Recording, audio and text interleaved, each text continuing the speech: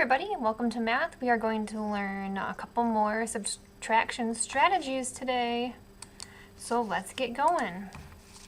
Alright, I have to flip this over here now. I got all this fancy technology.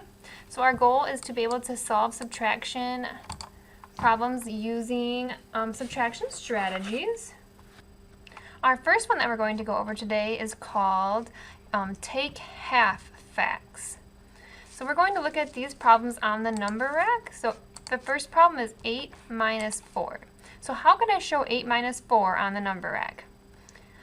You might have said you put 8 on the top, and then you're going to take away 4 when you go to subtract it.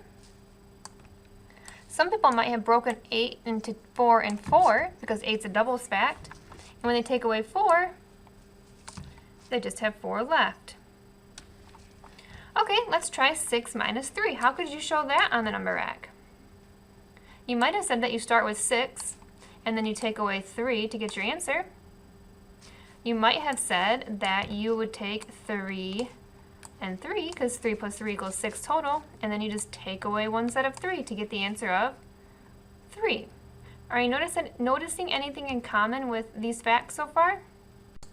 Have you noticed that in all of these problems we've taken away half? If you have an even number, you can always take away half of it.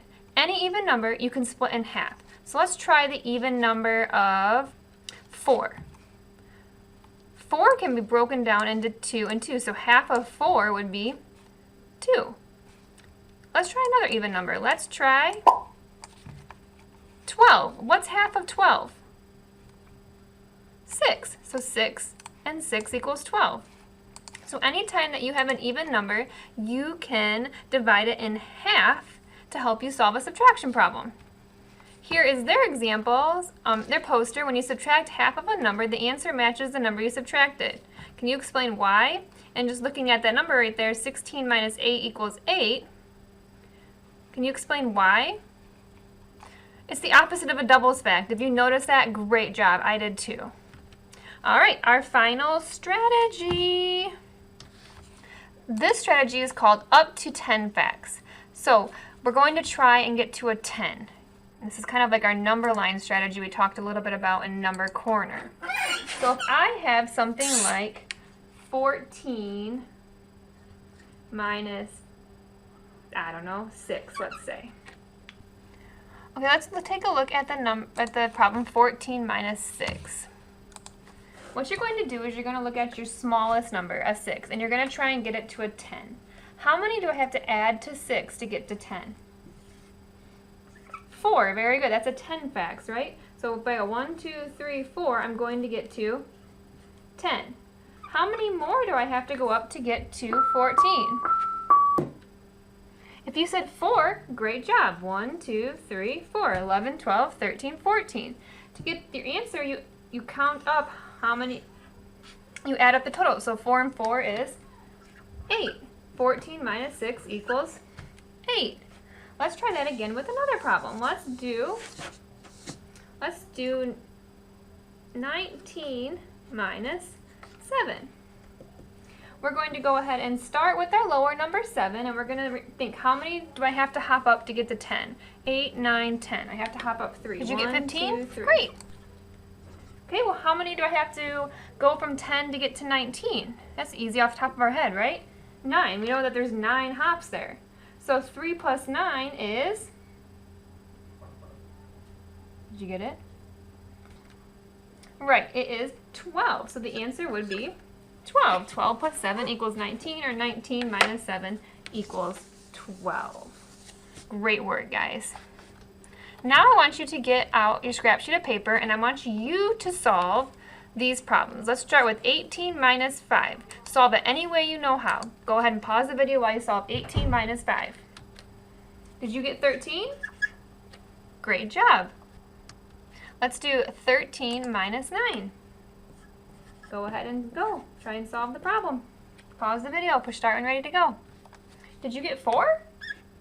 Great work. And last practice problem together. 17 take away 2.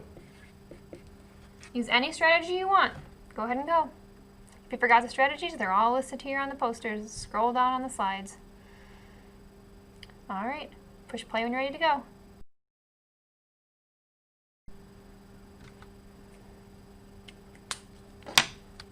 Okay, so for your practice today, you're going to be getting your Home Connections book out. It's the one that says Home Connections on it.